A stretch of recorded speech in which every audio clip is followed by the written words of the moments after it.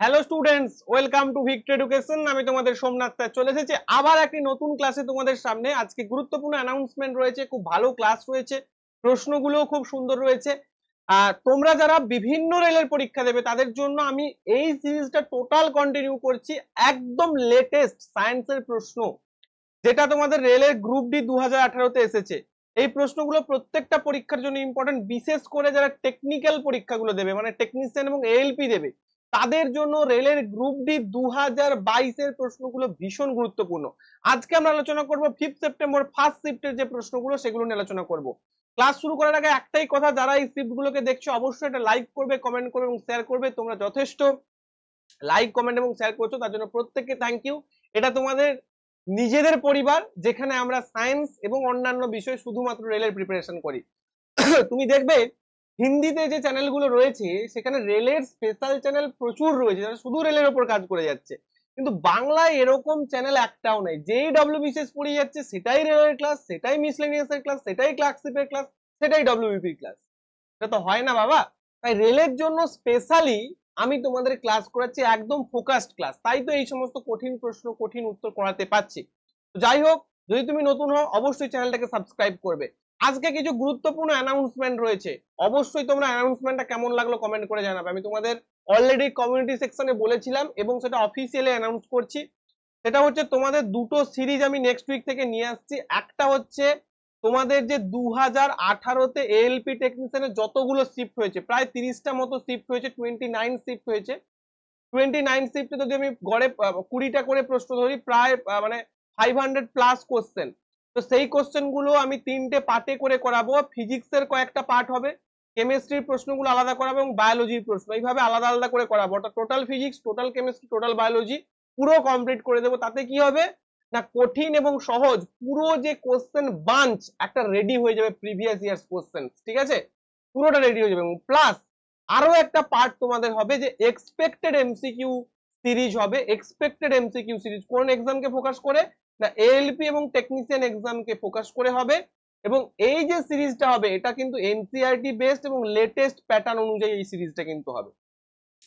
তোমাদের যেরকম previous year চলছে, যা কিছু চলছে সব হবে। দুটো এক্সট্রা সিরিজ এখানে আমি অ্যাড করে দিলাম।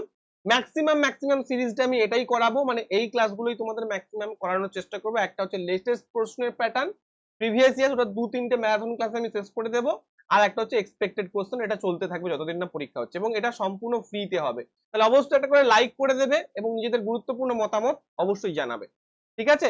তো ক্লাস শুরু করার আগে একটাই কথা আমি তোমাদের বলবো, যারা আমার কাছে সায়েন্স পড়তে চাও তারা অবশ্যই যে সায়েন্স ব্যাচটা রয়েছে, যার প্রাইস রয়েছে 999 টাকা, এটা কিন্তু অ্যাডমিশন নিতে পারো। অথবা যারা মনে করছো যে সমস্ত কিছু একসাথে গুছিয়ে পড়বে, বিশেষ করে এনটিপিসি রিলেটেড এবং আগামী দিনে, এবং তারা একটা ফান্ডামেন্টাল প্রিপারেশন নিতে চাও, অর্থাৎ এই বছর হলো না কিন্তু পরের বছর, তারপরের বছর, মানে পরপর একটা ধারাবাহিক প্রস্তুতি নিতে চাও, অর্থাৎ যাদের বয়স কম রয়েছে, রেলের জগতে আসতে চাও, একটা ভালো প্রস্তুতি নিতে চাও, ভালো একটা জব সিকিউর করতে চাও, অল্প বয়স, সবে পাস করেছো আইটিআই বা সবে গ্রাজুয়েট হয়েছো, রেলের ফিল্ডে আসতে চাও, তাদের জন্য এই ব্যাচটা জয়েন করতে বলবো, কারণ এটা ফান্ডামেন্টাল ব্যাচ।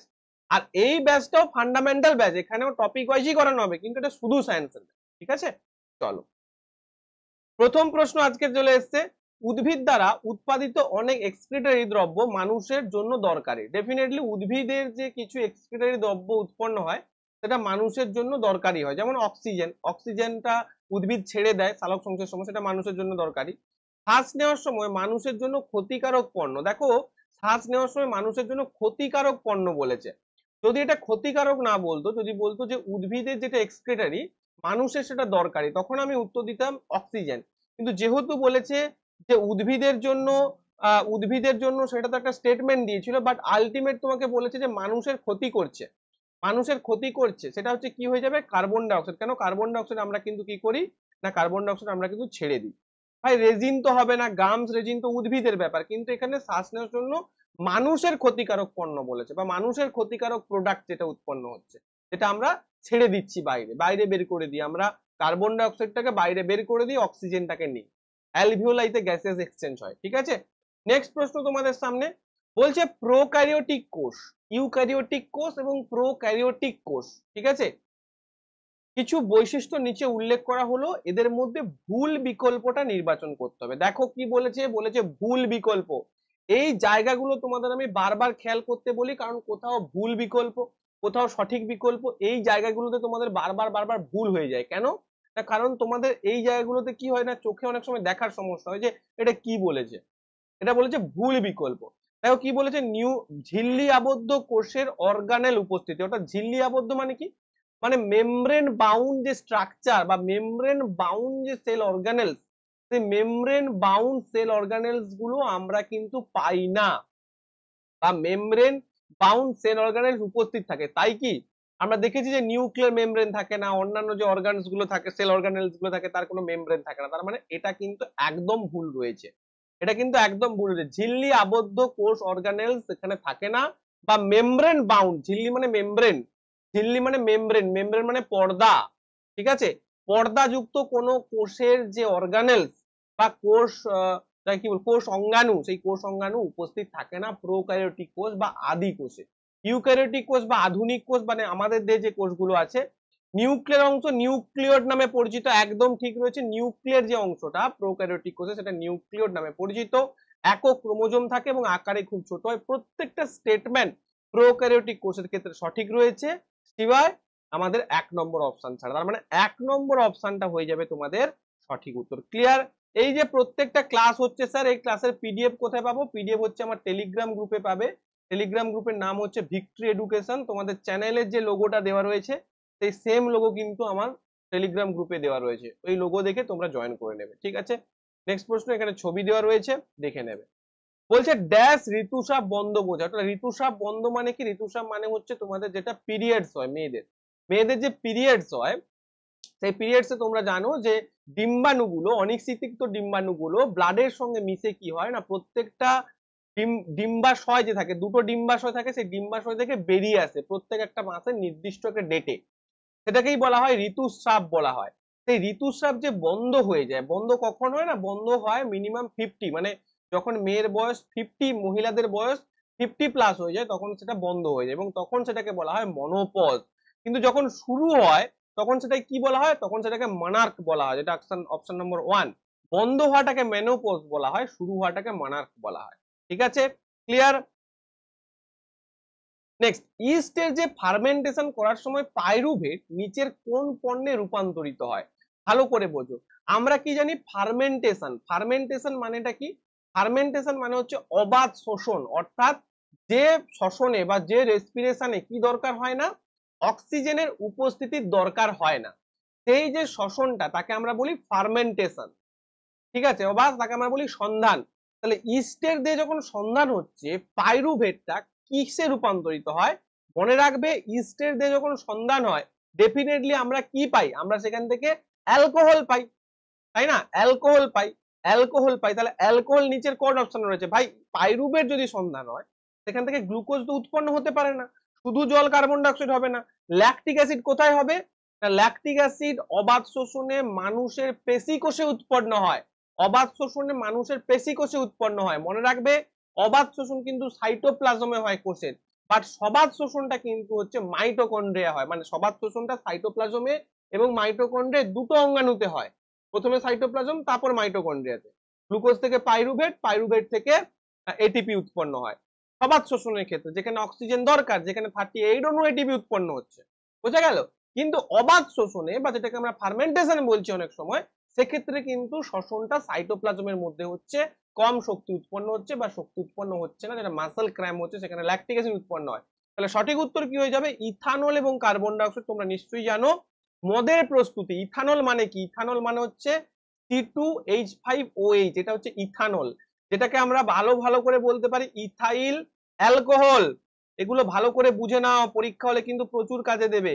ইথাইল অ্যালকোহল, যেটাকে বলি ইথানল, এবং কার্বন ডাইঅক্সাইড উৎপন্ন হবে, কার্বন ডাইঅক্সাইড উৎপন্ন হবে। এবং এই যে ইথাইল অ্যালকোহল, দেখো OH গ্রুপ রয়েছে, OH একটা কি কার্যকরী মূলক, OH মানে কি ol, ol ol ol ol যুক্ত রয়েছে, তার মানে কি দেখো ethanol, eth one ol, ethanol, তাই ঠিক আছে, eth one ol, ethane one ol, C2H5, তাই না, C2H5 এবং OH যুক্ত রয়েছে। ক্লিয়ার হয়েছে প্রত্যেকের? ক্লিয়ার? তাহলে এখানে উত্তর হয়ে যাবে কি না, ইথাইল অ্যালকোহল বা ইথানল এবং CO2 উৎপন্ন হবে। এবং তোমাদের এটা ঘুরিয়ে প্রশ্ন আসতে পারে যে মদের প্রস্তুতিতে মদের প্রস্তুতিতে কাকে ব্যবহার করা হয়? সেখানে মনে রাখবে ইস্টকে ব্যবহার করা হয়। কোন প্রক্রিয়ায় মদ উৎপন্ন হয়? সন্ধান প্রক্রিয়া বা ফার্মেন্টেশন প্রক্রিয়ায় মদ উৎপন্ন হয়।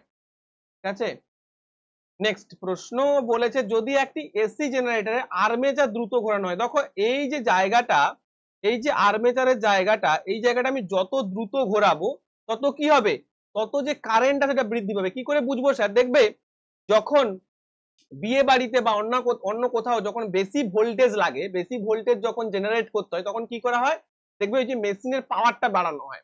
অ্যাকচুয়াল পাওয়ার যখন বাড়ানো হবে আওয়াজটা তত কি হবে, আওয়াজটা তত বেড়ে যায়। দেখবে জেনারেটরে যখন যদি পাড়ার কোনো পুজো মণ্ডপে পুজো হয় তখন দেখবে জেনারেটরের আওয়াজ বেড়ে গেছে এবং বলছে বেশি তেল খরচা হচ্ছে। কেন না, কারণ ওই যে আর্মেচার বা ওই যে ব্রাশটা ওটা বেশি জোরে কমিউটেটর যেটা, সেটা কিন্তু বেশি জোরে ঘুরিয়েছে। আর যত বেশি জোরে ঘোরাবে তত বেশি পরিমাণ কিন্তু ইনডিউসড কারেন্ট উৎপন্ন হবে, বেশি পরিমাণ কারেন্ট জেনারেটেড হবে। তাই তো জেনারেটর, এসি জেনারেটর, তাই না? তার মানে এখানে উত্তর হয়ে যাবে ইনডিউসড কারেন্ট। সেই ইনডিউসড কারেন্টটা কিন্তু বৃদ্ধি পাবে বা ইনডিউসড কারেন্টটা কিন্তু আসবে। ওকে, নিচের বিবৃতিগুলো 6 নম্বর প্রশ্ন, তাই তো? নিচের বিবৃতিগুলো বিবেচনা করুন। কি বলেছে, খুব ভালো একটা প্রশ্ন। বলছে ডোবেরিনার অনুঘটক হিসাবে প্ল্যাটিনামের ওপর প্রথম পর্যবেক্ষণ করেছিলেন এবং মৌলগুলির অনুরূপ ত্রয়ী আবিষ্কার করেছিলেন যা মৌলগুলির পর্যায় সারণীর বিকাশের দিকে পরিচালিত করেছিল। বিবৃতি 1। বিবৃতি 2 বা স্টেটমেন্ট 2 কি বলছে, জে.ডব্লিউ ডোবেরিনার ছিলেন জেনা বিশ্ববিদ্যালয়ের রসায়ন এবং ফার্মেসির অধ্যাপক। এইবার তোমাদের মনে হতে পারে যে স্যার এইগুলো আমি কোথায় পাবো, এই যে প্রশ্নগুলো রয়েছে, এই যে স্টেটমেন্ট গুলো রয়েছে কোথায় পাবো? এ ধরনের জিনিস তো আমি পড়ি না। আমি তো পড়েছি ত্রয়ী মানে এই, ত্রয়ী মানে ওই, এগুলো পড়েছি, এই প্রশ্নটা তো পড়িনি। ডেফিনেটলি পাবে। কোথায় পাবে? এইখানে পাবে। এটা কি বই? এনসিইআরটি ক্লাস 10 এর পর্যায় সারণীর চ্যাপ্টার। আমি বারবার তোমাদের দেখাচ্ছি কোথায় পাচ্ছ। দেখো এখানে কি লেখা রয়েছে, এই যে একটা ছোট্ট একটা কাটিং করে লেখা ছিল, এটাকেও পড়ে বাদ দেওয়া যাবে না। অর্থাৎ এই যে সোমনাথ স্যার তার পেইড ব্যাচে বা অনেক সময় ফ্রিতেও তোমাদের যে ক্লাসগুলো আনে এবং বলে যে প্রত্যেকটা লাইন রিডিং পড়ে পড়ে শোনায়, শুধু ডেসক্রাইব করে দেয় না, রিডিং পড়ে পড়ে শোনায় প্রত্যেকটা লাইন। কেন? কারণ ভাই অন্য কোনো বইতে লাইন তুলে প্রশ্ন আসবে না, এনসিইআরটির একদম লাইন তুলে নেবে, লাইনটাকে তুলে প্রশ্নে দিয়ে দেবে ডাইরেক্ট। তাই অন্য বই পড়া ছাড়ো, কোনো এই ম্যাডাম ওই বিখ্যাত লেখক এই বিখ্যাত লেখিকার বই ছাড়ো, এনসিইআরটি দুটো বই কেনো এবং পড়ো, দেখবে তুমি উপকার পাবে।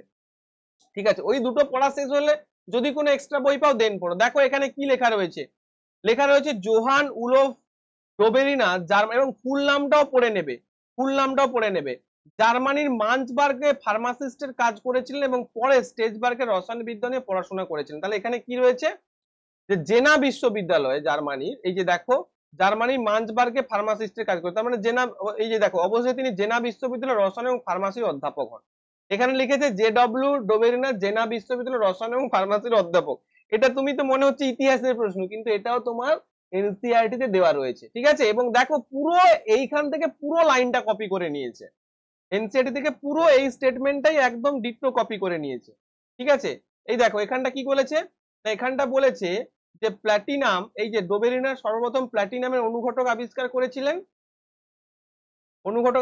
করেছিলেন এবং ত্রয়ী আবিষ্কার করতে পয়ঃসরণীর উন্নতিতে সাহায্য করেছিলেন। ঠিক আছে, তাহলে এটাই কিন্তু এখানে দিয়েছে, তার মানে সঠিক উত্তর কি হয়ে যাবে, উভয় বক্তব্যই কিন্তু সত্য। ঠিক আছে, সঠিক উত্তর কি হয়ে যাবে, উভয় বক্তব্যই কিন্তু সত্য। ক্লিয়ার? ক্লিয়ার হয়েছে, উভয় বক্তব্যই কিন্তু সত্য, এটা হয়ে যাবে তোমার সঠিক উত্তর। চলো নেক্সট প্রশ্নে আমি চলে যাচ্ছি। বলছে কি 7 নম্বর প্রশ্ন, 7 নম্বর প্রশ্নে বলছে একটি ফিউজ তার সম্পর্কে নিম্নলিখিত বিবৃতিগুলো বিবেচনা করো। বলছে এটি একটি ডিভাইসের সাথে সিরিজে যুক্ত থাকে। ডেফিনেটলি ফিউজ তার সিরিজে কানেক্টেড করা হয়, কারণ যখন এইভাবে কোনো কিছু আসবে, বেশি পরিমাণ কারেন্ট চলে আসবে, তখন কি হবে, যদি বেশি কারেন্ট যাওয়ার চেষ্টা করে তখন সেটা কি হয়ে যাবে, এর মধ্যে তারটা থাকবে সেটা গলে যাবে এবং বিদ্যুৎ বিচ্ছিন্ন করবে এবং যে যন্ত্রটা তোমার বাঁচানোর দরকার সেই যন্ত্রটা বেঁচে যাবে হাই ভোল্টেজের হাত থেকে। তার মানে ডেফিনেটলি সিরিজে সংযোগ থাকতে হবে। তুমি যদি বলো যে সমান্তরালে কানেক্টেড করব, মনে করো এই তারটাই যন্ত্রে গেছে, আমি এখানে সমান্তরালে কানেক্টেড করে রেখেছি, কি লাভ হবে? কিছু লাভ হবে না। তাহলে সিরিজে কানেক্টেডই রাখতে হবে। নেক্সট বলেছে এটি নিম্ন গলনাঙ্কের উপাদান দিয়ে তৈরি। এটা ডেফিনেটলি ঠিক। কেন? কারণ তোমার উদ্দেশ্য হচ্ছে যদি বেশি পরিমাণ কারেন্ট যায় তাহলে বেশি পরিমাণ কারেন্ট গেলে কি হবে না, ওখানে প্রচুর পরিমাণ তাপ উৎপন্ন হবে এবং ওই ফিউজটা গলে যাবে। তাহলে আমি যদি এখানে উচ্চ গলনাঙ্কের উপাদান দিই তখন কি হবে না, তখন তো আমার যে রিকোয়ারমেন্ট সেই রিকোয়ারমেন্টটাই ফুলফিল হবে না, তারটা গলে যাবে, গলবে না, না গললে কি হয়ে যাবে, কারেন্ট চলে যাবে, আমার লাভটা কি হবে, তাতে লাভ হবে না। অর্থাৎ নিম্ন গলনাঙ্কে যে টিন এবং লেড, ঠিক আছে, টিন এবং লেডের যে সংকর ধাতু, টিন এন্ড লেডের যে সংকর ধাতু সেটা কিন্তু ব্যবহার করা হয়। উত্তর কি হয়ে যাবে, উভয় এ এবং বি সঠিক উত্তর হয়ে যাবে। নেক্সট প্রশ্ন, নিচের কোন অণুতে 3টি কার্বন পরমাণু রয়েছে? দেখো pyruvic acid, carbon die oxide, ethanol এবং গ্লুকোজ। তোমরা অবাক হয়ে যাবে, অপশন এলিমিনেট করলে করতে পারো। প্রথম কথা, কার্বন ডাই অক্সাইডটাকে তো কাটতে পারবে কারণ CO2, সি একটাই রয়েছে, তার মানে এটাকে এলিমিনেট করো। আচ্ছা ইথানল এক্ষুনি বললাম, কি বললাম না, C2H5OH, তার মানে এখানে কার্বন কটা, দুটো। C6H6O12, তাই তো, C6H6O12, এটা হচ্ছে কি, এটা হচ্ছে গ্লুকোজের সংকেত, এটা হচ্ছে গ্লুকোজের সংকেত। তার মানে এখানে দেখো কার্বন 6টা রয়েছে, তার মানে ডেফিনেটলি পাইরুভিক অ্যাসিডে 3টে থাকবে। অ্যাকচুয়ালি পাইরুভিক অ্যাসিড নামটা শুনে হয়তো অপরিচিত লাগছে, কিন্তু এটার যদি আমি একটা পরিচিত নাম বলি তখন বলবে স্যার শোনা শোনা লাগছে। কি নাম, এটা হচ্ছে অ্যাসিটিক অ্যাসিড। এই অ্যাসিটিক অ্যাসিডের অপর নাম হচ্ছে ভাই কি না, অ্যাসিটিক অ্যাসিডের অপর নাম হচ্ছে পাইরুভিক অ্যাসিড। তাহলে কি সংকেত জানো তো নিশ্চয়ই, CH3COOH, ঠিক আছে, CH3COOH অর্থাৎ CH3COCOOH। অর্থাৎ ব্যাপারটা কি, মানে অ্যাসিটিক অ্যাসিডই বলবো, CH3COCOOH বলবো, ঠিক আছে, মানে অ্যাসিটিক নয়, ব্যাপারটা হচ্ছে অ্যাসিটিক নয়, অ্যাসিটোইক বলছি, ঠিক আছে, অ্যাসিটিক নয়, অ্যাসিটোইক, অ্যাসিটোইক হবে, সরি, অ্যাসিটোইক অ্যাসিড হবে, এবং CH3COCOOH হবে। এটা দেখে নেবে, এখানে স্টেটমেন্ট আমি লিখেছি, দেখো একটা, দুটো, তিনটে, এই তিনটে কিন্তু কার্বন থাকে। অ্যাসিটিক অ্যাসিডটা আলাদা, এটা হচ্ছে অ্যাসিটোইক অ্যাসিড, নাম শুনেছো তো, অ্যাসিটোইক অ্যাসিডের নাম শুনে থাকবে যদি তোমরা অর্গানিক কেমিস্ট্রি পড়ে থাকো, ঠিক আছে। তো এইটা হচ্ছে কিন্তু ব্যাপার। চলো নেক্সট, বলছে নিম্নলিখিত রাসায়নিক বিক্রিয়া বিবেচনা করুন। এবার তুমি বলবে যে স্যার কার্বন মনোক্সাইড হাইড্রোজেন থেকে একটা প্রোডাক্ট উৎপন্ন হচ্ছে, এটা স্যার কোথায় পাবো? এটাও তোমরা এনসিইআরটি তে পাবে, মনে রাখবে এনসিইআরটি ব্যতীত কোনো কিছু বাইরে থেকে আসে না। এই কার্বন মনোক্সাইড এবং হাইড্রোজেন বিক্রিয়া করে কি উৎপন্ন করবে, CH3OH। CH3OH এর নাম কি বলো, CH3OH এর নাম হচ্ছে মিথানল উৎপন্ন করবে, মিথানল। দেখো এই যে এখানটা আমি দিয়ে দিয়েছি, এই যে দেখো, এই যে এখানটা দেখো কি বলেছে, এটা কোন চ্যাপ্টার, এটা হচ্ছে কেমিক্যাল রিঅ্যাকশনের চ্যাপ্টার, কেমিক্যাল রিঅ্যাকশনের চ্যাপ্টার। দেখো ঠিক আছে, আচ্ছা এই জায়গাটা না আমি একটু ভুল লিখে ফেলেছি, ঠিক আছে, এই জায়গাটা একটু ক্ষমা করবে, গ্লুকোজের সংকেতটা একটু ভুল লিখে ফেলেছি, ঠিক আছে, এক্সট্রিমলি সরি, C6H12O6, ঠিক আছে। আসলে ফিজিক্সের লোক তো, তাই কেমিস্ট্রিটা মাঝে মাঝে একটু ওলট পালট হয়ে যায়, বাট ঠিক আছে, মানে ম্যাক্সিমামটা ঠিক আছে, চলো কোনো অসুবিধা নেই। দেখো এই জায়গাটা ভালো করে খেয়াল করবে, এই জায়গাটা দেখো 6CO প্লাস 2H2, সেখান থেকে কিন্তু CH3 হয়েছে 340 ATM চাপ। এটাও তোমাদের মনে রাখতে অনেক সময়, এটাও তোমাদের কিন্তু পরীক্ষায় পড়ে যায়, এটাও তোমাদের পরীক্ষায় পড়ে যাবে, 340 অ্যাটমসফেরিক প্রেসার, এগুলো মনে রাখবে, এগুলো কিন্তু পরীক্ষা আসতে পারে। Carbon plus oxygen, carbon dioxide, methane plus oxygen, carbon dioxide plus জল, এটা বহুবার পরীক্ষায় কিন্তু এসেছে। CH3CH2OH অর্থাৎ C2H5, ব্যাপারটা হচ্ছে ইথানল, ইথানলের সঙ্গে অক্সিজেন যোগ করলে carbon dioxide plus H2 উৎপন্ন হবে, ঠিক আছে। অর্থাৎ কার্বনকে যদি পোড়ানো হয় তাহলে কি উৎপন্ন হবে, কিছুদিন আগে প্রশ্ন ছিল যে মিথেনকে যদি পোড়ানো হয় তাহলে কি উৎপন্ন হবে, মিথেনকে পোড়ালে কার্বন ডাই অক্সাইড এবং জল উৎপন্ন হবে এবং তাপ শক্তি, আলোক শক্তি উৎপন্ন হবে।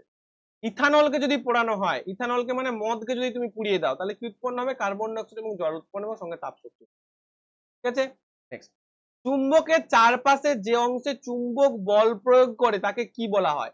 একটা চুম্বক রয়েছে এবং তার চারপাশ জুড়ে, একটা চুম্বকের চারপাশ জুড়ে তার আকর্ষণ বা বিকর্ষণ বল কাজ করছে, একটা চুম্বকের চারপাশ জুড়ে তার আকর্ষণ বা বিকর্ষণ বল কাজ করছে, সেটাকে কি বলা হবে, চৌম্বক ক্ষেত্র বলা হবে। অর্থাৎ যে অংশটা জুড়ে তার প্রভাব বিস্তার হচ্ছে সেই অংশটাকে বলা হবে তার চৌম্বক ক্ষেত্র। নিম্নলিখিত সংমিশ্রণ বিক্রিয়ার প্রোডাক্ট কি? দেখো SO3 প্লাস H2O, ভালো করে ভেবে দেখো, এই মানে এই যে অংশটা রয়েছে এটা তোমরা কিন্তু অনেক সময় নিজেরাও করতে পারবে, SO3 প্লাস H2O, ঠিক আছে। ভালো করে ভেবে দেখো কিভাবে অপশন এলিমিনেট করছি। দেখো প্রথম কথা হচ্ছে H2O2, H2O2 টাকে এলিমিনেট করবো, কারণ এখানে SO3 ছিল, এখানে H2O ছিল, তাহলে ডেফিনেটলি যে প্রোডাক্টটা উৎপন্ন হবে সেখানে এস থাকবে, মানে সালফার যৌগটা সালফারটা থাকবে। এখানে সালফার নেই, এটাকে এলিমিনেট করলাম, দেখো শুধু SO2 দিয়েছে। ভাই তাহলে H2 টা কোথায় যাবে? H2 টাকে তো মিলে, কারণ এটা তো একটা সংমিশ্রণ বিক্রিয়া। সংমিশ্রণ মানে কি? সংমিশ্রণ মানে হচ্ছে এটা একটা সংযোজন বিক্রিয়া, যেটাকে বলছে কম্বিনেশন রিয়াকশন। কম্বিনেশন রিয়াকশন তোমাকে বলেই দিয়েছে, মানে দুটো কম্বাইন ফর্মে আসবে, C+O2 থেকে CO2, এটা একটা কম্বিনেশন রিয়াকশন। সেরকমই দুটো কম্বাইন্ড হবে। দুটো যদি কম্বাইন্ড হয় SO2 উৎপন্ন হবে না? SO2 তখনই উৎপন্ন হতো যদি কোনো একটা বিয়োজন বিক্রিয়া বলতো, তখন আমি বলতাম যে হ্যাঁ ভাই বিয়োজন বলেছে, তাহলে এখান থেকে SO2 উৎপন্ন হতে পারে। কিন্তু এটা তোমাকে বলেই দিয়েছে যে কম্বিনেশন রিয়াকশন, তাহলে SO2 হবে না। এখানে দেখো H2S, হ্যাঁ হতে পারে H2S, কিন্তু ভাই ওটা কোথায় যাবে? ওটাও তো থাকতে হতো, তাহলে এটাও হবে না। তাহলে দেখো H2SO4 হবে কেন? এই যে দেখো এখানে ও তিনটে, এখানে ও একটা, কত হলো? চারটে। H2S একটা, তার মানে কি হয়ে গেল? সুন্দর একটা রিয়াকশন হয়ে গেল, SO3 প্লাস H2O, সেখান থেকে H2SO4 তৈরি হলো। এই যে দেখো তিনটে ও আর একটা ও, চারটে ও, ও এর চারটা পরমাণু। H2 দেখো H2, H এর দুটো পরমাণু, S এর একটা পরমাণু, মিলে হয়ে গেল H2। সবসময় বলি যে কখনো সখনো হতে পারে যে কিছু প্রোডাক্ট থাকে যেখান থেকে আমরা, মানে কিছু বিক্রিয়ক থাকে যেখান থেকে আমরা বুঝতে পারি না যে কি প্রোডাক্ট বা বিক্রিয়াজাত হতে পারে, বাট ম্যাক্সিমাম ক্ষেত্রে যখন প্রশ্নটাকে তুমি ভালো করে পড়বে বা প্রশ্ন সমাধানের অ্যাপ্রোচ দেখবে, সেখানে কিন্তু বলে দিতে পারবো যে কি যৌগটা উৎপন্ন হতে পারে। ঠিক আছে, এই ধরনেরই কিন্তু আমি এক্সপ্লেনেশন করে করে পড়াই, যেটা তোমরা পছন্দও করো, এবং আমিও পড়াতে এভাবেই ভালোবাসি, কারণ আমি জানি যে একটা প্রশ্ন তুমি শেখা মাত্র তোমার পরীক্ষা হলে ওই টাইপের যা প্রশ্ন আসবে তুমি কিন্তু তার জন্য উত্তর দেওয়ার জন্য প্রস্তুত হয়ে যাবে। নেক্সট প্রশ্ন, যে বিক্রিয়ায় বিক্রিয়কের মধ্যে আয়ন বিনিময় হয়, এটা আমি তোমাদের আগেও পড়িয়েছি। মনে করো এই একটা মনে করো AB একটা কম্পাউন্ড হতে হবে, দুটো কম্পাউন্ড, AB একটা কম্পাউন্ড, আবার CD একটা কম্পাউন্ড। এটাকে যখন রিয়াকশন করাবো তখন কি হবে না, এটা এর সঙ্গে চলে যাবে আর সিটা এর সঙ্গে চলে যাবে, অর্থাৎ উৎপন্ন হবে CB প্লাস AD। এই যে আয়ন বিনিময় হচ্ছে, অর্থাৎ বিটা চলে যাচ্ছে সি এর কাছে আর ডিটা চলে যাচ্ছে এর কাছে, ডেফিনেটলি দুটো কম্পাউন্ড হতে হবে, তখন তাকে আমরা কি বলবো? বলবো ডাবল ডিসপ্লেসমেন্ট রিয়াকশন। অর্থাৎ বিক্রিয়কদের মধ্যে যখন আয়ন বিনিময় হচ্ছে, কিন্তু কিন্তু যদি একটা এলিমেন্ট থাকে আর একটা কম্পাউন্ড থাকে, তখন কিন্তু আয়ন বিনিময় নয়, তখন কিন্তু এটাকে সরিয়ে ঢুকে যাচ্ছে, তখন সেটা হচ্ছে সিঙ্গেল ডিসপ্লেসমেন্ট রিয়াকশন। কিন্তু এক্ষেত্রে হয়ে যাবে ডাবল ডিসপ্লেসমেন্ট, বা যেটাকে আমি বাংলায় বলছি দ্বি প্রতিস্থাপন বিক্রিয়া। কি বলবো? দ্বি প্রতিস্থাপন বিক্রিয়া আমি এটাকে বলবো। দেখো এখানে তোমাদের এনসিইআরটি তে ডাইরেক্ট কথাটা লেখা রয়েছে যে বিক্রিয়াত পদার্থটি হলো সোডিয়াম ক্লোরাইড। এখানে একটা এক্সাম্পল দিয়েছিল, এরূপ বিক্রিয়া যেখানে বিক্রিয়কগুলোর মধ্যে আয়ন বিনিময় ঘটে তাকে দ্বি প্রতিস্থাপন বিক্রিয়া বলা হয়। কোনো তুমি যদি এনসিইআরটি ভালো করে পড়ে যাও, কোনো স্টেটমেন্ট, কোনো প্রশ্ন, কোনো ভাষা তুমি শোনোনি, তোমার অপরিচিত লাগছে, সেটা হবে না, এটুকু বলতে পারি তোমাদের। বা আমার ক্লাসগুলো যদি মন দিয়ে করো, আমি এটা 100 ক্লাস করাবো, 100 পর্যন্ত তোমাদের এএলপির আগে পর্যন্ত নিয়ে যাব, কথা দিয়েছি। সামনে পুজো রয়েছে, পুজোর পরই তোমাদের পরীক্ষা হবে, আর পুজোতে আমি বেশি বেশি ক্লাস দিয়ে কিন্তু পুরো শেষ করে দেবো। এখন আমার একটু কম ক্লাস দিতে পারছি, কাজের চাপে, ছুটি নেই কাজের চাপে। পুজোর সময় ছুটি থাকবে, তখন আরো বেশি করে ক্লাস দিতে পারবো।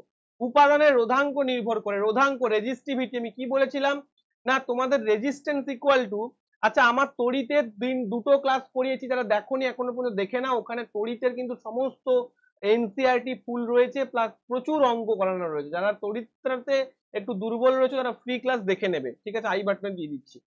আচ্ছা, আর প্রপোর্শনাল টু এল, রেজিস্ট্যান্স দৈর্ঘ্যের সঙ্গে সমানুপাতিক, রেজিস্ট্যান্স প্রস্থচ্ছেদের সঙ্গে ব্যস্তানুপাতিক, তাই তো? তাহলে আমরা কি বলতে পারি? আর এস এল বাই এ, এই এসটাকে যদি আমি রোধাঙ্ক বলি বা রোধ ধরতে পারো, তাহলে আমরা কি বলতে পারি না, বলতে পারি আর ভ্যারাইজেশন আর ইকুয়াল টু, তাহলে এস ইকুয়াল টু কি হবে না, এস ইকুয়াল টু হবে আর তোমার আর এ বাই হচ্ছে এল, তাই তো? আর এ বাই এল। এইবার এই যে রেজিস্টিভিটি কিসের উপর নির্ভর করে? দুটো জিনিসের উপর, মনে রাখবে, একটা হচ্ছে উপাদানের ওপর, যে উপাদানটি দিয়ে পরিবাহী তৈরি হয়েছে, বা আমরা বলতে পারি যে পরিবাহীর উপাদানের ওপর, আর একটা হচ্ছে কিসের ওপর?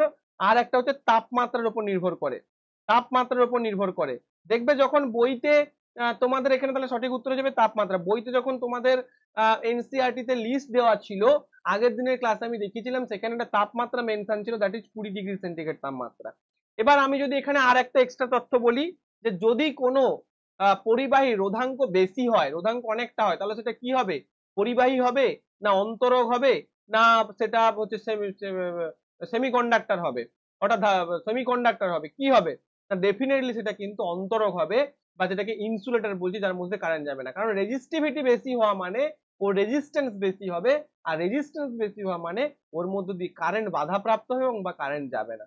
সাধারণত আমরা দেখছি যে যারা ইনসুলেটর হয় তাদের রেজিস্টিভিটি 10 থেকে 10⁻20 পর্যন্ত হয়, ঠিক আছে, অনেকটা বেশি হয়। Next, ohm meter definitely unit.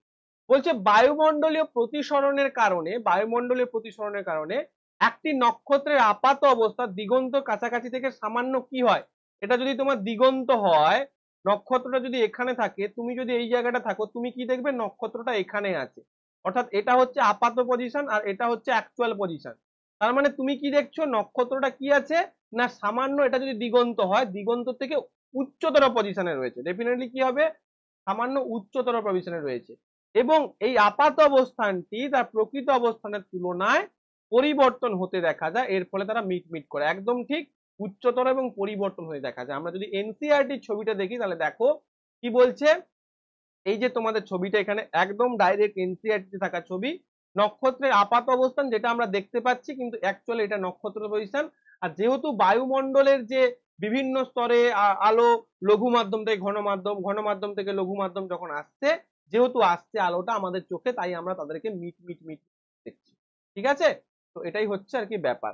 Next প্রশ্ন, কে অষ্টকের নিয়ম আবিষ্কার করেন এবং এটিকে সঙ্গীতের আকারে সঙ্গীতে পাওয়া অষ্টকের সাথে তুলনা করেন? ডেফিনেটলি তোমরা জানো, এটা তোমাদের কাছে সহজ প্রশ্ন, যে নিউল্যান্ড কিন্তু এটা আবিষ্কার করেছিল। নিউল্যান্ডের অষ্টক সূত্র আমরা প্রত্যেকে জানি, তো এটা নিউল্যান্ড আবিষ্কার করেছিলেন। নেক্সট প্রশ্ন, নিচের কোন ধাতু তড়িৎ বিশ্লেষণের মাধ্যমে পাওয়া যায়? আমি বলেছিলাম যে 3টে ক্যাটাগরির ধাতু আমাদের কাছে রয়েছে। এই ধরনের প্রশ্ন পরীক্ষা হলে কিন্তু ভুলে যাবে তোমরা। আমাদের কাছে 3টে ক্যাটাগরির ধাতু রয়েছে, যেগুলো আমরা কি পাবো? তাদের যে আকরিক, অর্থাৎ যেখান থেকে আমাদের ধাতু কালেক্ট করতে হবে, সেই আকরিক থেকে আমরা 3টে ক্যাটাগরিতে পাই। একটা হচ্ছে যারা অধিক সক্রিয় ধাতু, একটা হচ্ছে মাঝারি সক্রিয় ধাতু, আর একটা হচ্ছে কম সক্রিয় ধাতু। আমরা যখন ধাতুর রিয়াকশন সিরিজ দেখি, সেখানে আমরা দেখেছি যে সোডিয়াম, পটাশিয়াম, ক্যালসিয়াম, এই যে ধাতুগুলো, এরা কিন্তু একদম ওপরের দিকে, ম্যাগনেসিয়াম, এরা কিন্তু অনেক ওপরের দিকে থাকে এবং এরা অধিক সক্রিয়। তাহলে অধিক সক্রিয় ধাতু যারা থাকবে তাদেরকে আমি তড়িৎ বিশ্লেষণ পদ্ধতিতে কি করব? আলাদা করি। তাহলে এখানে দেখো তোমাদের একদম এনসিইআরটি পেজ আমি দেখিয়েছি। যদি তোমাদের প্রশ্ন আসে, উল্টে প্রশ্ন চলে আসে যে এদের মধ্যে কোন ধাতুগুলো কার্বন বিজারণ পদ্ধতিতে আলাদা করব, তো দেখো এইগুলো হচ্ছে মাঝারি সক্রিয় ধাতু, এটা হচ্ছে অধিক সক্রিয় ধাতু, আর এটা হচ্ছে কম সক্রিয় ধাতু, মানে AgAu, অর্থাৎ সিলভার এবং সোনা। এটাকে আমি প্রকৃতিজাত হিসেবে পাওয়া যায়, মানে খুব অল্প। কার্বন বিজারণ পদ্ধতিতে জিঙ্ক, আয়রন, লেড, কপার, এগুলো পার্থক্য। বা তড়িৎ বিশ্লেষণ পদ্ধতি কাকে কাকে করব? পটাশিয়াম নেই, ম্যাগনেসিয়াম, সোডিয়াম, তারপর রয়েছে ম্যাগনেসিয়াম, সোডিয়াম, এটাকে আলাদা করব, এবং অ্যালুমিনিয়াম। এই দেখো, অ্যালুমিনিয়াম, ম্যাগনেসিয়াম, সোডিয়াম। ক্যালসিয়ামও এখানে অপশন নেই, তাহলে অপশন নাম্বার 4 হয়ে যাবে সঠিক উত্তর। এউ আছে মানে তো হবেই না, এটা তো একদম কম সক্রিয়, এউ আছে মানে হবে না। ম্যাগনেসিয়াম, অ্যালুমিনিয়াম, কপার দেখো এখানটা রয়েছে কার্বন বিজারণ পদ্ধতি, কিন্তু এখানে তড়িৎ বিশ্লেষণ পদ্ধতি বলেছে, তাহলে আমাদের সঠিক উত্তর হয়ে যাবে অপশন নাম্বার 4। যদি ক্লাসটি ভালো লাগে থাকে, একটা তো লাইক করতে পারো, এবং অবশ্যই বন্ধুদের সঙ্গে শেয়ার করে জানিয়ে দিতে পারো যে বাইরে বাংলায় একটা সায়েন্সের ক্লাস পেয়েছি, যেটা দেখে তুই রেলের প্রস্তুতি অবশ্যই করতে পারবি, ঠিক আছে? জ্ঞান যত ছড়াবে, জ্ঞান তত বাড়বে, দেশ তত উন্নত। চলো নেক্সট প্রশ্ন, একটি বস্তুকে 24 সেন্টিমিটার দূরত্বে 6 সেন্টিমিটার ফোকাস দৈর্ঘ্যের একটি অবতল আয়নার সামনে রাখা হয়, আয়না দ্বারা উৎপাদিত বিবর্ধন কত? এরকম প্রশ্ন আমি বহুবার তোমাদের সামনে করিয়েছি। প্রথমেই তোমাদের বলেছিলাম, যখনই তোমরা এই ধরনের প্রশ্ন দেখবে, তখন তোমাদের মাথায় এটা আসা উচিত যে ভাই আমার এখানে কোন আয়না বা কোন লেন্স বলেছে। প্রথমেই তোমরা মনে রাখবে এখানে অবতল দর্পণ বলেছে, যেহেতু এখানটা অবতল দর্পণ বলেছে, তাই অবতল দর্পণটা এখানে মনে রাখবে। এবার বলেছে যেহেতু অবতল দর্পণ, তাহলে ফোকাসটা কি হয়ে যাবে? ফোকাসটা নেগেটিভ হয়ে যাবে। 24 সেন্টিমিটার দূরত্বে 6 সেন্টিমিটার ফোকাস দৈর্ঘ্য, 6 সেন্টিমিটার মানে কি হয়ে যাবে -6 সেন্টিমিটার ফোকাস দৈর্ঘ্য, আর বস্তুকে 24 সেন্টিমিটার দূরত্বে রাখা হয়েছে, ইউ ইকুয়াল টু -24 সেন্টিমিটার। আমাদের বের করতে হবে ভি, তারপরেই আমরা ম্যাগনিফিকেশন বা বিবর্ধন বের করতে পারবো।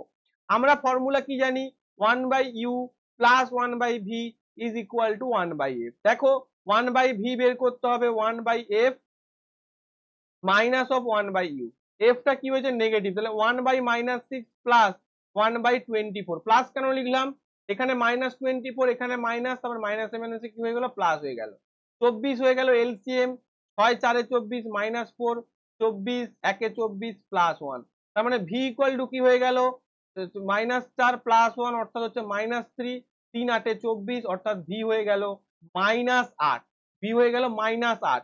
এবারে আমরা করব ম্যাগনিফিকেশন, এম ইকুয়াল টু আমরা কি জানি minus of v by u, তাহলে মাইনাস অফ ভি বাই যদি ইউ হয় মাইনাস অফ, আবার সাইন গুলো দাও, ভি এর মান কত পেয়েছো -8 ডিভাইডেড বাই ইউ এর মান কত পেয়েছো -24, মাইনাস মাইনাস কেটে গেল 8 3 24 অর্থাৎ মাইনাস অফ 1/3, তাহলে ম্যাগনিফিকেশন কত হলো 1/3। এইখানে আমি একটা কথা তোমাদের যোগ করব, অর্থাৎ অপশন সি হয়ে যাবে সঠিক উত্তর। এখানেও যদি তোমাদের যে ইমেজটা গঠিত হয়েছে বা প্রতিবিম্ব গঠিত হয়েছে তার যদি প্রকৃতি জানতে চাই তো কি বলতাম, যেহেতু দেখো ম্যাগনিফিকেশন তোমাদের নেগেটিভ সাইন এসছে, নেগেটিভ সাইন আসা মানে এটা কি হবে, নেগেটিভ সাইন আসা মানে এটা হচ্ছে সদ প্রতিবিম্ব হবে। যেহেতু দেখো 1/3 মানে কত 0.33 অর্থাৎ 1 এর থেকে কম, ম্যাগনিফিকেশন 1 এর থেকে কম মানে মনে রাখতে হবে যে এই যে চিত্রটা গঠিত হয়েছে এটা কিন্তু বস্তুর থেকে ছোট, বস্তুর থেকে ছোট গঠিত হয়েছে। এবং আর একটা জিনিস মনে রাখতে হবে, যেহেতু নেগেটিভ এসছে এবং এটা সদ প্রতিবিম্ব, আর সদ প্রতিবিম্ব কখনোই সোজা হতে পারে না বা ইরেক্ট হতে পারে না, এটা কি হবে না, এটা হয়ে যাবে তোমাদের কিন্তু, এটা হয়ে যাবে তোমাদের কিন্তু উল্টানো প্রতিবিম্ব গঠিত হবে। তাহলে কি হবে, উল্টানো প্রতিবিম্ব গঠিত হবে বা অবশীর্ষ প্রতিবিম্ব গঠিত হবে, কি হবে অবশীর্ষ প্রতিবিম্ব গঠিত হবে। দেখো এটা তোমাদের তোমাদের ম্যাগনিফিকেশন দেখে কিন্তু আমি যদি পরবর্তীকালে প্রশ্ন চলে আসে আমার যে প্রতিবিম্বের প্রকৃতিটা কি হবে, সেই প্রকৃতিটা কিন্তু আমি তোমাদের বলে দিতাম, সৎ প্রতিবিম্ব হবে কেন, মাইনাস আছে, যদি এটা প্লাস হতো তাহলে অসৎ হতো। বস্তুর থেকে ছোট হবে কেন না, কারণ এম ইজ লেস দেন 1, 1/3 মানে কত, এমটা হচ্ছে লেস দেন 1, যদি ইকুয়াল হতো এম ইকুয়াল টু 1 হতো তাহলে বস্তুর আকার প্রতিবিম্বের আকার সমান হতো। ক্লিয়ার? তো এইভাবে আমরা কিন্তু একটা প্রশ্নের মাধ্যমে অনেকগুলো জানবো এবং পরীক্ষা হলে চুরি মেরে ফোর দিয়ে ঘুরিয়ে দিয়ে আসবো, ঠিক আছে, সব পেরে যাব। জীবাশ্ম জ্বালানি কয়লা এবং পেট্রোলিয়াম কি ধরনের সম্পদ, এগুলো আর কি বলবো, নিষ্কাশনযোগ্য এবং অনবায়নযোগ্য অর্থাৎ শেষ হয়ে যায় আর কি। নেক্সট, সূর্যের অতিবেগুনি রশ্মির কারণে মানুষের কোন রোগ হয়, দেখো স্মল পক্স তো একটা ভাইরাস ঘটিত রোগ, তাহলে এটা তো হবে না, ভ্যারিওলা জোস্টার যেটা পজিটিভ অর্গানিজম। পার্কিনসন্স ডিজিজও হবে না, পার্কিনসন্স ডিজিজ একটা একটা কি বলবো স্নায়ুতন্ত্রের একটা রোগ। নিউমোনিয়া তো হবে না, নিউমোনিয়া হচ্ছে নিউমোনিক মানে একটা কক্কাস টাইপের একটা যে ব্যাকটেরিয়া আছে সেটা ঘটিত রোগ। তো এখানে তো এগুলো হবে না, তাহলে সঠিক উত্তর কি হয়ে যাবে স্কিন, স্কিনের উপর এসে পৌঁছে তাই স্কিন ডিজিজ হয়ে যাবে সঠিক উত্তর।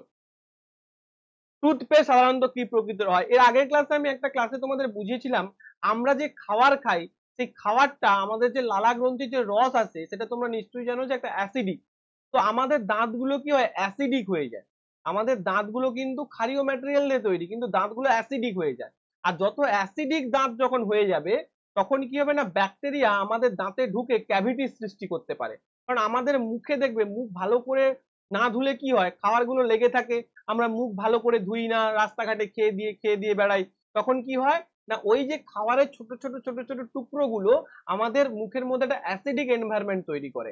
আর এই অ্যাসিডিক এনভায়রনমেন্ট ব্যাকটেরিয়ার জন্য খুব ভালো, ব্যাকটেরিয়া এটা কি করতে পারে সংক্রমণ হয়। তো যেহেতু এটা হয় যে টুথপেস্টটা যখন আমরা দাঁত ব্রাশ করি তখন সেটা বেসিক ইন নেচার হয়, যেটা কি করে না অ্যাসিডিক এনভায়রনমেন্টটাকে দূর করে দেয় এবং আমাদের দাঁত ভালো থাকে বা মুখটা ভালো থাকে। এই জন্য বলে যে প্রত্যেকবার খাওয়ার পর বিশেষ করে দুপুরবেলা এবং রাত্রিবেলা, মানে দুপুরবেলা নয় বিশেষ করে রাত্রিবেলা, কারণ দুপুরবেলাটা আমরা ভালো করে দাঁতটা মানে সারাদিন কথাবার্তা বলি মুখ ধুই মানে অ্যাক্টিভিটির মধ্যে থাকে, কিন্তু রাত্রিবেলা কি আমরা ঘুমিয়ে পড়ি খেয়ে দিই, তখন কি ওই জীবাণুগুলো বেশি আক্রমণ করে, তাহলে রাত্রিবেলা ডিনার করার পর ডেফিনেটলি ব্রাশ করা উচিত, ঠিক আছে।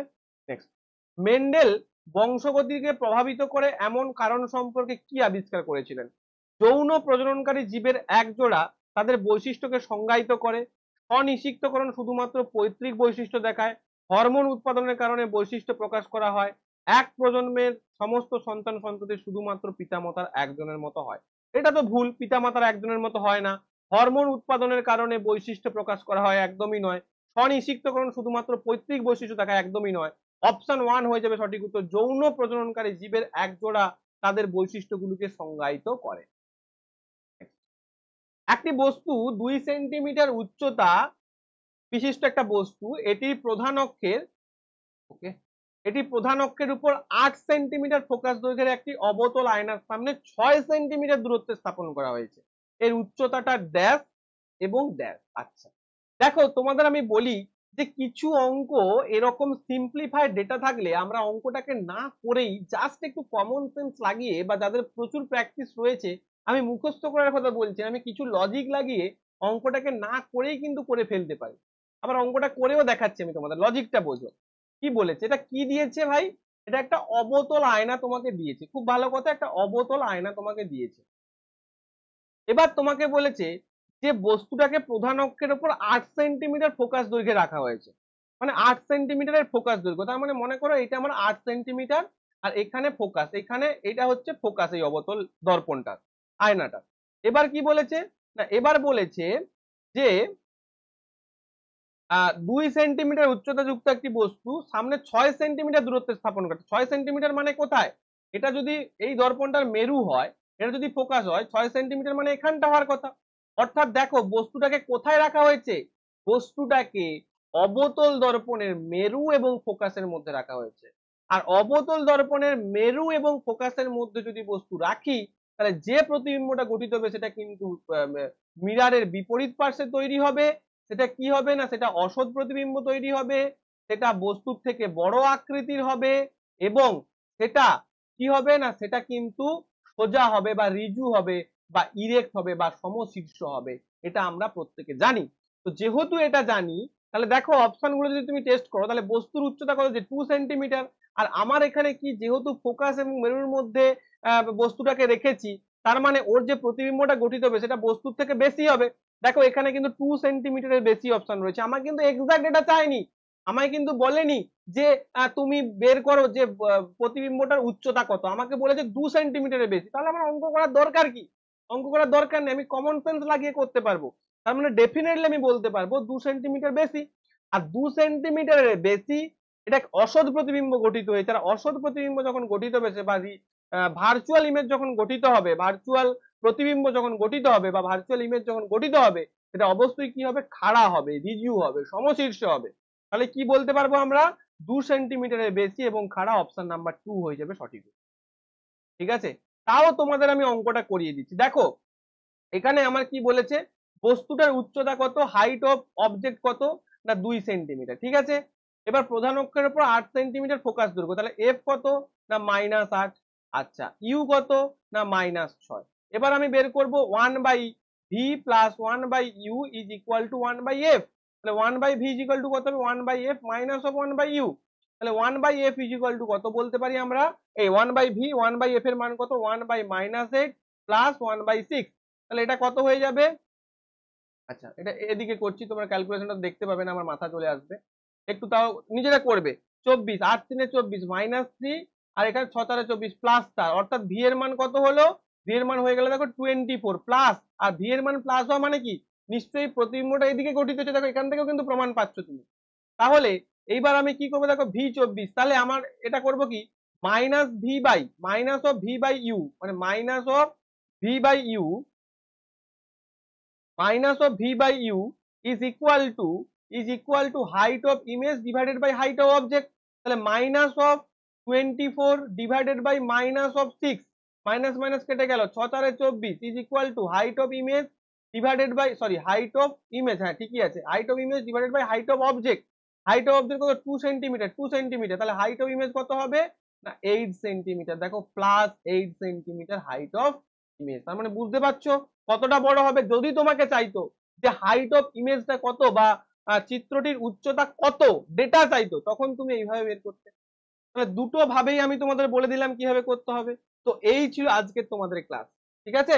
তো ক্লাস শেষে একটাই কথা তোমাদের বলবো, যাদের ক্লাসগুলো ভালো লাগছে, এনসিইআরটি বেস তোমাদের দেখালাম কিভাবে এনসিইআরটি দেখে পড়তে হয়, যারা আমার ক্লাসে ভর্তি হতে চাও তারা এই নাম্বারে, এই যে নাম্বারটা এখানে দেওয়া রয়েছে, এই নাম্বারে আমাদের ফোন পে এবং জিপে অপশন রয়েছে, এই নাম্বারে কি করবে তোমরা 999 কি করবে পেমেন্ট করবে। কিভাবে পেমেন্ট করবে, এই নাম্বারটা প্রথমে সেভ করবে সোমনাথ স্যার বলে, এটা আমারই পার্সোনাল নাম্বার। এখানে ফোন পে এবং জিপে করবে 999 টাকা, তারপর নিজের নাম, নিজের অ্যাড্রেস এবং পেমেন্টের স্ক্রিনশট আমাকে হোয়াটসঅ্যাপ করবে। তারপর আমাদের যে অ্যাপ রয়েছে, ঠিক আছে, সেই অ্যাপে তোমায় কিন্তু অ্যাড করে দেওয়া হবে এবং সমস্ত ক্লাস তুমি এনজয় করতে পারবে। ঠিক আছে, সবাই খুব ভালো থেকো, দেখা হবে পরের ক্লাসে। আর ক্লাসটি ভালো লাগলে কিন্তু অবশ্যই লাইক করতে ভুলবে না। আর যে দুটো নতুন সিরিজ শুরু হচ্ছে সে দুটো নতুন সিরিজে তোমাদের দেখা হচ্ছে। আর শনিবার 9:30টায় কিন্তু লাইভ ক্লাস থাকে, সেটাও করতে ভুলো না কিন্তু। দেখা হবে পরের ক্লাসে। থ্যাংক ইউ, সুস্থ থেকো, ভালো থেকো, পড়াশোনা করো।